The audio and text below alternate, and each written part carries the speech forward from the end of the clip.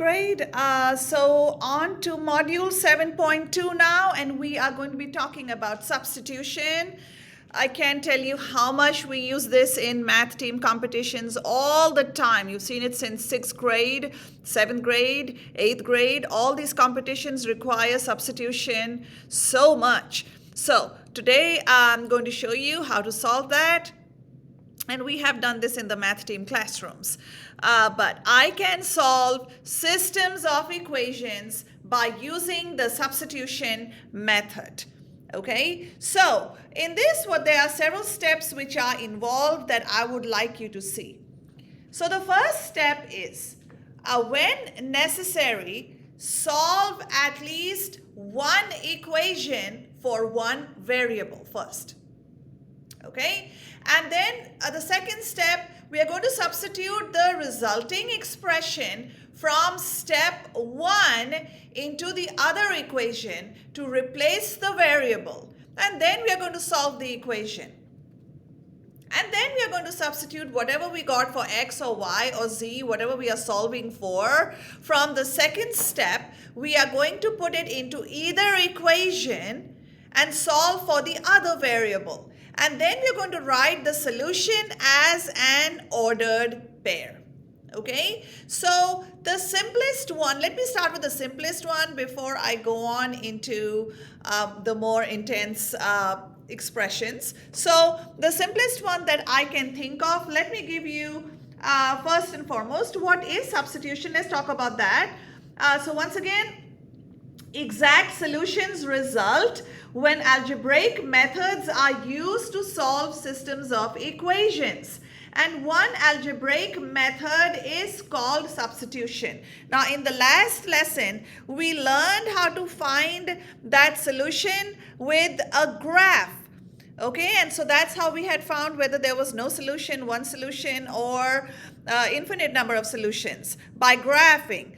But this time we are going to do it algebraically, and so that's another method, and we are using substitution in order to solve what that ordered pair would be, or the solution of your system of equations. Okay, so let us do one of the simplest ones that I can think of right now, and let's say I give you 2x minus 5y is equal to 11 and x is equal to 8. Now, this is very simple because my second one is already telling me what x is. But very often I'll be given two expressions, but I have to find out what that x is. But in this case, I'm giving you the simplest form where it's already given me a value for x. So it's saying that, look, you are going to solve at least one equation for one variable. So in this, we already have this given to us, x is equal to 8. We are going to substitute this into this equation. X is 8. So I'm going to substitute this over here. Okay, so and then I can find y. So 2 times 8 minus 5y is equal to 11. And what is 2 times 8? I get 16 minus 5y is equal to 11. And then I am going to subtract 16 from both sides. Okay, and I get negative 5y is equal to, what is 11 minus 16? I get negative 5. And then my coefficient is negative 5, so I'm going to divide both sides by negative 5, and I get y is equal to 1. So then, once I have what x is, what y is, I am just going to write them as, look, as I said, write the solution as an ordered pair. So in this case, my ordered pair is 8, 1. So this is basically what these steps mean. And I've given you one of the simplest form. Now, let's move on to solving more equations by substitution. So let's look at these two equations that have been given to us. We have 3x minus y is equal to negative 7 and y is equal to 4x plus 11. So in this case, my second equation has already been solved for y. Okay, so this one has already been solved for y. Has been solved for y already. Okay, so now what we're going to do is we are going to take this value for y and we are going to substitute it into the first equation. So let's look at what this is. This is 3x minus. What is it telling me? That y is 4x. So look, we are substituting this value here. All right, it's telling me y is 4x plus 11 is equal to -7. So I just substituted the value for y that has been provided into the first equation. And then I am going to use the distributive property and I am going to solve. So this is 3x minus, this means the coefficient is -1. And negative times positive is going to give me negative. That's why I wrote minus 4x minus 11 is equal to -7. Okay, now I am going to combine the like terms. These are my like terms. Combining the like terms, 3x minus 4x, I get -1x. And -1x is nothing but -x. So I have -x minus 11 is equal to -7. And then I am going to, put the minus 11 with this because I am trying to put the like terms together. So we are going to do the addition property of equality because what is the opposite of subtraction is addition. So plus 11 plus 11. And 11 minus 11 is 0. I'm left with -x is equal to, what is 11 minus 7? And I get 4. And then I can see that I have -x is equal to 4. So I am just going to multiply each side by -1. Okay? This gives me what? X is equal to -4. Okay, x is equal to -4. All right, now once I have this, okay, it's telling me what x is. I am going to go ahead and substitute -4 for x in either of the equations to get the value of y. So I'm just going to go ahead and use the second equation. And so I have y is equal to,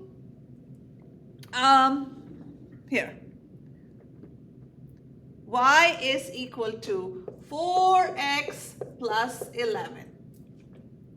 Okay, so what did it tell me? X is how much? X is -4, and that's what I just found. So now what I'm going to do is I'm going to substitute the value. So y is equal to 4 times -4 plus 11. And that gives me y is equal to, what is 4 times -4? That's going to give me positive times negative. That's -16 plus 11. So y is equal to -16 plus 11, opposite sign. So I subtract and give the bigger sign. So this is -5. Okay, so now I have the value of x, I have the value of y, and I'm going to write the solution as an ordered pair. And so my ordered pair, my solution is -4, -5 for this system of equations. So -4, -5. This is my solution. Okay? All right, so here's another example, and where we are using substitution to solve the system of equations.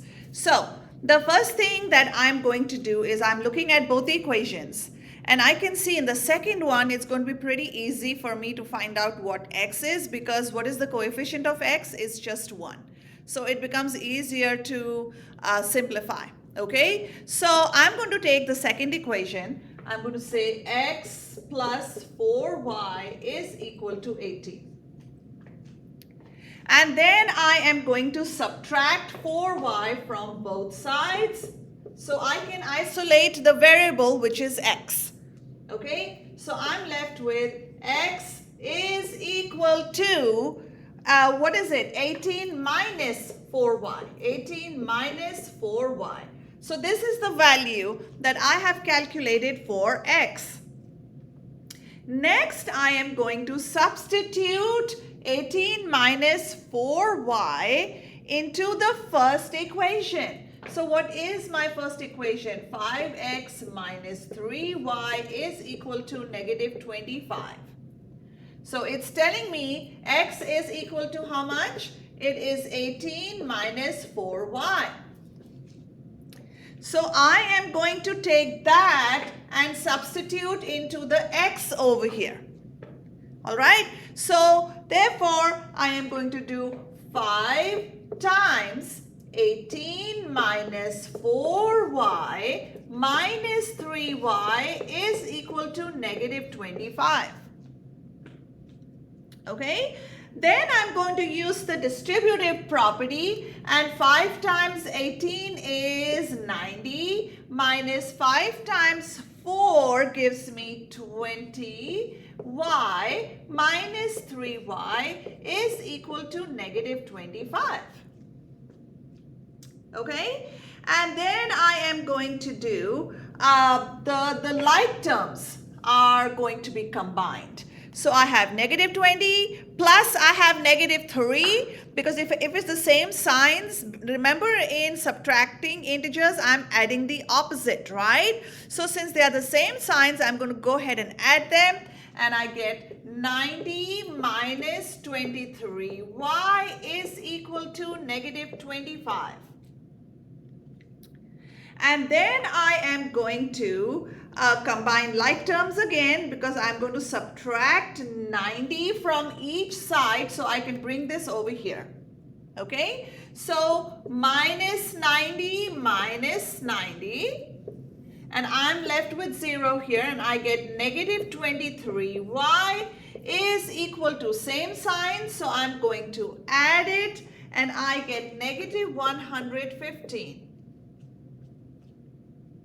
Okay, and then I am going to divide each side by negative 23, and I get negative divided by negative, it is 1, positive. Y is equal to, again, negative divided by negative, I'm going to get a positive answer. Y is equal to 5.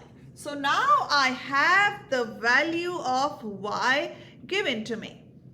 And then I am going to substitute 5 for y into either of these equations. So let me go ahead and use the x plus 4y for this. So because I need to find out what the value for x is now. So I'm going to go ahead and use the first equation, which is x plus 4y is equal to 18. And what did we find out that y was? Y is 5. So I am going to take this value and I'm going to substitute it over here, because this is 5. Okay, so x plus 4 times 5 is equal to 18.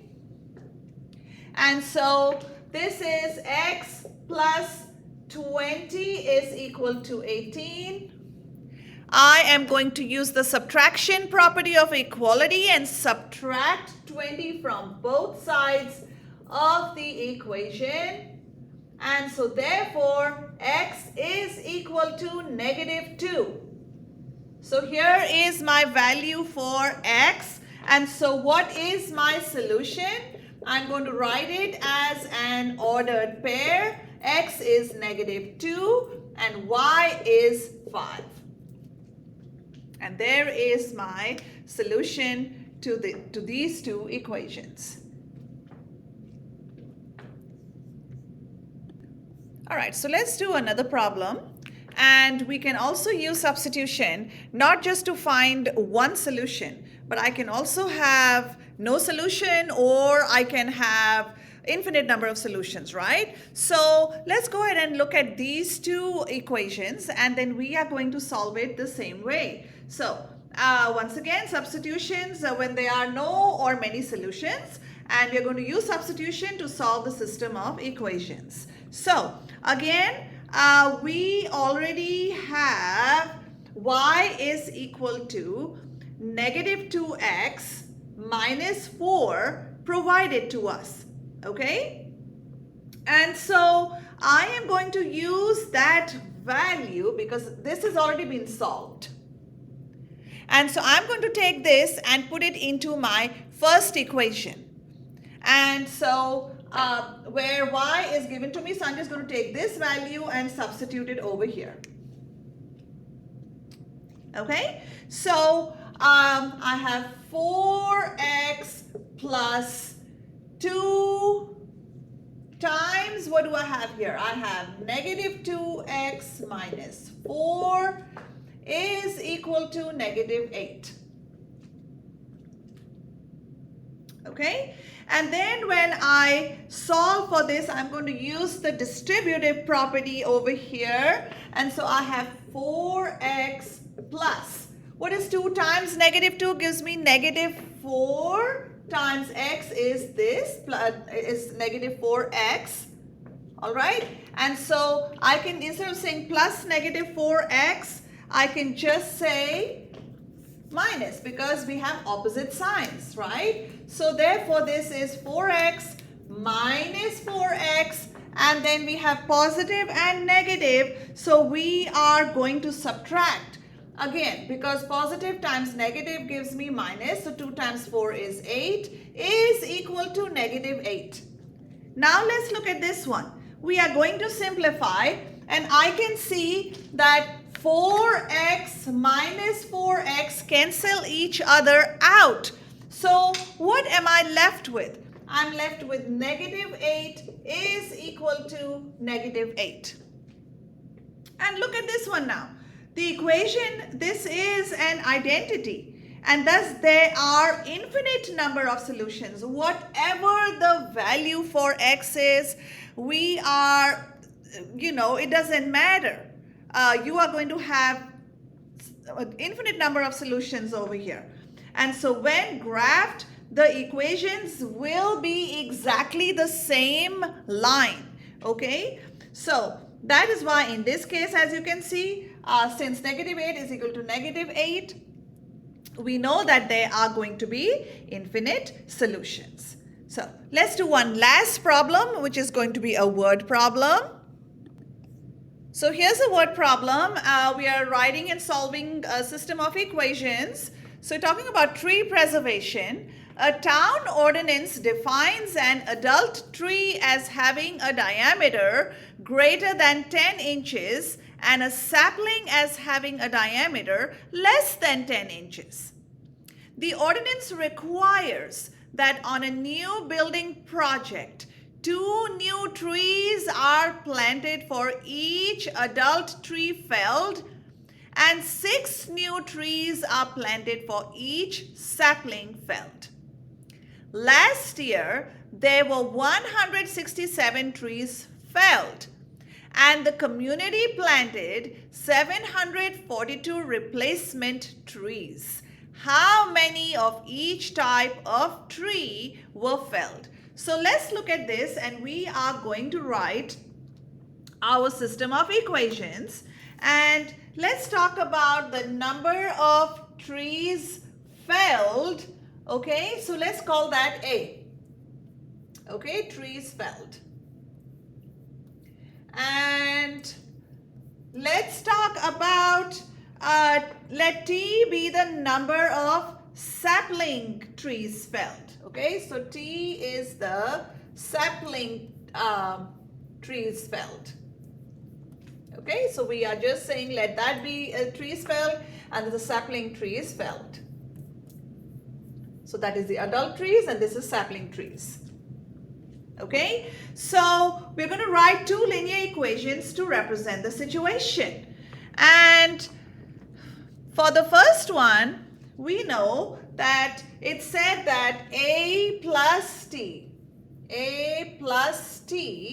gives me 167. Okay, this is 167. And then it's telling me, because this equation is representing the total number of adult trees, A, and sapling trees, T, felled with a sum of 167. Then it is saying that the equation, the next one that I'm going to put is it's representing the constraint that the combined number of adult trees, A, and sapling trees, T, planted last year equals how much? 742. So we have 2 new adult trees, okay, and we have 6 new sapling trees that are felled. So we have 2A plus 6T gives me 742. This gives me 742. So these are my two equations. Okay, now I'm going to take you over to my whiteboard to solve this, but I have written out, based on the word problem, I have written out my two linear equations to represent the situation. Okay, so let me take you back to my whiteboard where I'm going to solve this since I have more room. All right, so let's look at this, and the solutions of the system of equations represents the option that meets both of the constraints. So the first equation can easily be solved for either A or for T, right? So let me go ahead and solve for A. I'm going to solve for A. Okay, and so it's saying A plus T is equal to 167. So therefore, we are going to subtract T from both sides, and I get A is equal to 167 minus T. Okay, so this is the first thing that I am going to go ahead and do, because I'm trying to again isolate the variable. Okay, next I am going to take this equation and I am going to substitute the value for A, which I just found, okay, into the A. So this value is going to be substituted over here. Okay, so I get 2 times 167 minus T plus 6T is equal to 742. Okay, and so when I solve this by using the distributive property, I get 2 times 167, I get 334 minus 2 times T plus 6T is equal to 742. Okay, and then I am going to combine the like terms, and I get 334, opposite sign, so I subtract 6 minus 2 and I get plus 4T is equal to 742. And then I am going to subtract 334 from both sides of the equation, and I get 4T is equal to 408. And then I am going to divide each side by 4. Each side by 4, and I get T is equal to 102. I get 102. So I have solved the T part, right? Next, I am going to substitute 102 for t in either equation to find the value of a. So I'm going to say a plus t, and I'm going to write approximately, and I'll tell you that why in a minute. And I'm going to take the first equation, which was 167. And so how much is my t over here? So we have a plus, what is t? This is t, so I'm going to put this into this equation. So plus 102 is going to be approximately 167. And then I am going to subtract 102 from both sides, minus 102. And so a is going to be 65. All right. So the solution set is, my solution is 65 and 102. 102. Okay. Now, there were 65 adult trees and 102 saplings felled. Because only whole numbers of trees can be felled, this is a viable solution. So I put approximately because if I had got a fractional part, I couldn't do it that way because only the whole number of the trees is going to count towards this, okay? So this is definitely a viable solution. But that's basically what substitution is. Once again, you just isolate one of the variables, and then you put that entire expression into the second equation, and then when you have solved for one of the variables, just substitute the value into either equation and then solve them and then write the solution as an ordered pair. And that concludes Module 7.2 Substitution. Have a great day, everyone.